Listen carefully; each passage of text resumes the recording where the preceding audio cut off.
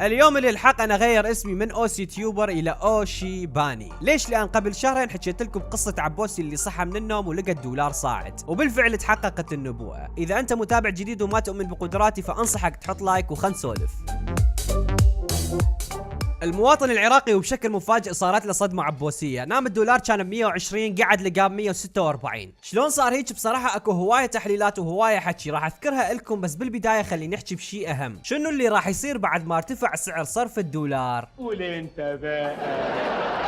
نور المالكي راح يفلس؟ اكيد لا. مقتدى صدر راح يبطل يغرد لان ما عنده فلوس اشتراك النت؟ يكنك عالجيران شي اكيد ما راح يبطل تغريد. قيس الخزعلي راح يعزل قناة العهد؟ طبعا هي امنية حياتي بس اكيد لا. اترو راح يبطل يوزع شدات؟ اطمئن عزيزي كل ذني لا. حتى اجاوبك على هذا السؤال لازم ناخذ فرة اقتصادية بحيث تفهم اني ايش دا احكي. وخلنا نفترض هنا حضرة جنابك عندك دولة، هاي الدولة بيها سلطة تنفيذية وقضائية وتشريعية واربع مخربطين اللي هم الشعب، اضافة الى بعض المؤسسات المستقلة اللي ما حد يتدخل بشغلها مثل البنك المركزي. البنك المركزي خويني المشاهد بدون ما ادوخك كمصطلحات اقتصادية وبدون لف ودوران هي مؤسسة ما حد يتدخل بشغلها، تحاول تحافظ على سعر العملة المحلية وما يخلي سعرها يصعد او ينزل بشكل مفاجئ، لان هذا الشيء مو زين الا اذا دولتك هاي يحكمها ناس مو يم الاختصاص وتحط القراف المناسب في المكان المناسب. هذا هو باختصار البنك المركزي، وكل بنك مركزي بيه خزين من العملات الصعبة اللي هي الدولار واليورو وغيرها من العملات الاجنبية. هاي العملات كلش مهمة لان كل ما زادت كميتها بالخزينة مالتك كل ما ارتفعت قيمة العملة المحلية، والعكس صحيح، كل ما قلت تنخفض قيمة العملة مالتك. فالبنك المركزي بدولتك اذا بيها دولار واحد ودينار واحد فكل دولار يساوي دينار واحد، اذا صار بيها دولارين وعندك دينار واحد فكل دولارين يساوون دينار واحد. دا تلاحظ كل ما يزيد الدولار بخزينة الدولة كل ما زادت قيمة عملتك، اما العكس فقيمة العملة مالتك راح تنخفض. وهذا الدولار يجي اذا صدرت منتجات للخارج او كان عندك سياحة بالدولة مالتك بحيث يجوها اجانب وجايبين وياهم عملات اجنبية. ولكن ولتعاسة حط شعبك يا عزيزي صاحب الدولة، انت ما عندك غير النفط تصدره للخارج واللي اسعاره خرطت للاخير، وعندك شعب يريد رواتب وعندك ديون خارجية وداخلية، فهنا عندك عدة حلول. اما ان تتخلص من 200 الى 300 الف موظف فضائي، او توحد رواتب الموظفين وتتخلص من شكو واحد يستلم راتبين وفما فوق، او تسيطر على المنافذ او الجمارك وغيرها هواي من الموارد اللي بيد الاحزاب الحاكمة او الميليشيات. بس حضرة جنابك يا عزيزي صاحب الدولة، عندك رئيس وزراء اعلامي باقي له 8 أو 6 اشهر ويطلع منها وما يريد يورط روحه ولا يقدر اصلا يسوي كل ذني النقاط. فاللي راح يصير بدولتك يا عزيزي ان رئيس وزراء مالتك راح يروح على اضعف حلقة بالدولة واللي هي الشعب ويخفض قيمة العملة مالتك ويطيح حظها. وهنا نرجع لسؤالنا اللولبي اللي سألناه بداية الحلقة، ماذا سيحدث اذا انخفضت قيمة العملة المحلية؟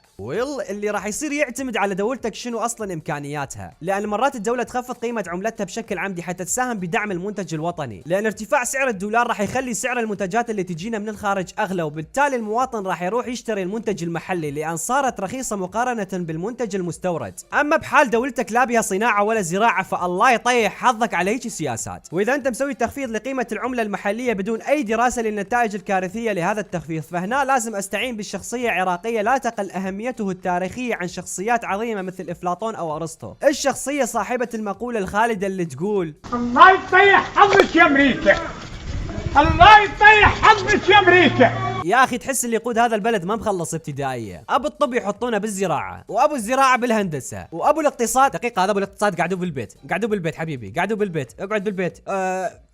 تشب لا تحكي، تشب اقعد واسكت. وابو القانون حاطين محافظ للبنك المركزي، والكم ليش يدفهم ابو القانون الجابه على اهم مؤسسه اقتصاديه بالدوله لو بس لان هو يتابع ذا ووكينج ديد. زين خلينا نسال شنو اللي خلى قيمه الدينار تنزل لهاي الدرجه؟ اكيد كلكم سمعتوا هوايه كلام بالسوشيال ميديا، ناس تقول سياسه تجويع قبل التطبيع مع اسرائيل، ناس تقول هاي مؤامره خارجيه وايادي خفيه، وناس تقول وناس تقول وناس تقول. بس تعال نعطيك وجهه نظر شخصيه، يمكن اكون بيها غلطان ويمكن لا، لان بالنهايه هذا مجرد اجتهاد شخصي. اولا البنك المركزي ومزاد العمله بالعراق مسيطره عليها الاحزاب، فاغلب الاحزاب عندها مصارف، وهاي المصارف عباره عن دكاكين لتهريب العمله الصعبه للخارج، اللي يهرب العمله لدعم اقتصاد ايران، واللي يهرب لدعم جماعات معينه، واللي يهرب لنفسه او لحزبه، واتوقع هذا الشيء اغلبكم يدري عنه. البنك المركزي وبما ان اسعار النفط طاحت فكميه الدولار اللي جاي تدخل للخزينة كلش قليلة ومو مثل قبل. وخل نفترض هنا جاي يدخل يوميا 500 مليون دولار للخزينة. الاحزاب ومصارفها وعن طريق مزاد العملة جاي تاخذ يوميا ما يعادل 900 مليون دولار. يعني باليوم الواحد جاي يدخل للخزينة 500 مليون دولار ودا يطلع منها 900 مليون دولار. فالفرق يوميا بين الوارد والصادر من البنك المركزي من خزين العملة الصعبة هو 400 مليون دولار. وهاي ال 400 مليون دولار دا تنوخذ من الاحتياط الاستراتيجي للدولة. يعني خويني من الاخير يوم عن يوم احتياطي العملة الصعبة للعراق دا يقل، وهذا الشيء خلى قيمة العملة تنزل، لان مثل ما ذكرت لك بالبداية كلما قلت العملة الصعبة بالخزينة كلما انخفض سعر العملة المحلية. ثانيا ميزانية 2021 للعراق كانت تعاني من عجز يصل حوالي 100 تريليون دينار، والحكومة رادت تتخلص من هذا العجز من خلال خفض قيمة الدينار. شلون؟ انا اوضح لك. العجز للي ما يعرف شنو هو العجز، فببساطة اعتبر روحك عندك راتب 100,000 دينار بالشهر، بس مصاريفك خلال هذا الشهر تصل حوالي 150,000 دينار، فهنا يا عزيزي عندك عجز 50,000 دينار بالشهر. يعني العجز بدون ما ادوخك هي كمية الفلوس اللي راح تتداينها من ابو الدكان اللي فرعكم، لان راتبك ما يكفيك الشهر كله. اذا يا عزيزي حكومتنا فلوسها ما تكفيها تمشي الدولة سنة كاملة، وينقصها 100 تريليون دينار. والحل الغبي والوحيد اللي سوته هو انها خفضت قيمة الدينار، لان المليون دولار اذا سابقا كانت تساوي مليار و200 مليون دينار، فهسه تساوي مليار و460 مليون دينار، يعني زيادة قدرها 260 مليون دينار مقابل كل مليون دولار مقارنة بالسابق. وهالمبلغ تدفع الحكومة كراتب او غيرها من المصاريف التشغيلية بدون ما تتعب روحها. باختصار وبشكل سريع وحتى الكل يفهم، الدولة ما تقدر تطبع فلوس بكيفها، لازم يكون عندها خزينة من العملات الصعبة. العملات الصعبة او الدولار تجي من خلال بيع النفط، واسعار النفط قليلة هسه.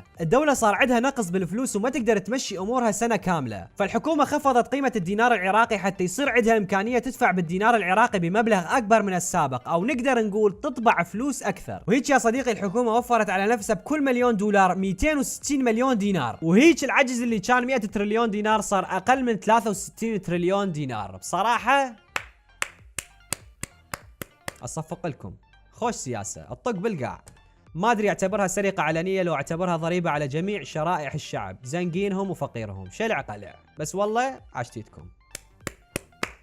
الخلاصة عزيزي المشاهد، عبوسي المقرود اللي راد يشتري القميص التركي اللي كان قبل ايام ب 15,000، فهسه يمكن القميص وصل 25,000. وبالايام الجاية اتوقع عبوسي راح يلبس قونية بوتيتا ويعيش دور هاي سبارو بمسلسل جيم اوف ثرونز. ويا الله ايش قد راح افرح اذا شفت نور المالكي يمشي مشية العار، والله لمشك وطماطم عفنة بكينجز لاندنج واقعد اشمر عليه. اما بالنسبة للي يريد حلول لهاي الازمة، فاقترح عليك تعيد الحلقة لان ذكرت الحلول اذا ما كنت مركز، بس وين الخوش زلمة اللي يسويها؟ يلا ولي. لا تعال هاي بس اللي حاب يدعم القناة ماديا فالروابط والارقام موجودة بالوصف واول تعليق، واللي يستخدم زين كاش يا ريت يكتب لي اسمه لما يدعم حتى اقدر اعبر له عن شكري بالفيديو الجاي. لا تنسى تحط لايك للفيديو وتشترك بالقناة اذا ما مشترك، وتفعل جرس التنبيهات، ويا ايدك سوي مشاركة للفيديو لاصدقائك.